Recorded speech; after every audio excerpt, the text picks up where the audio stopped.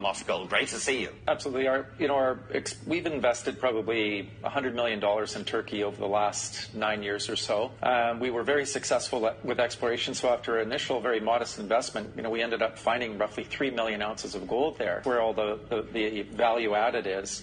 I would say that the approach we're taking is quite responsible. It's a very modest capital investment to get our first mine underway. Mm-hmm. We've only just permitted that mine for construction. We received the final permit a few weeks ago. Mm-hmm.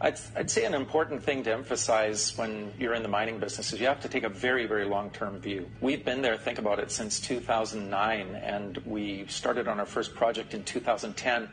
We won't see our first production until 2020, mm-hmm. and we've got about 15 years of production out in front of us from that point forward. So, of course, you don't want to rejoice in Turkey's misfortune, I know, but the plunge in the currency makes it even cheaper to build stuff there, presumably.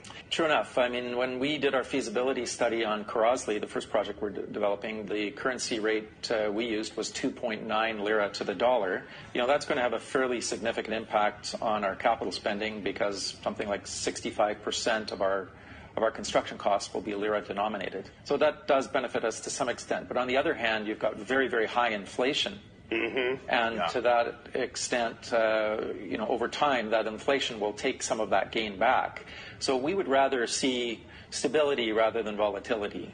But how much of the payroll for that mine will be in lira? How much in US dollars? All of it will be in lira. Okay. All of it will be in lira. We're not employing any expats whatsoever. No expats? No expats. And in fact, the mine itself will be contract mined.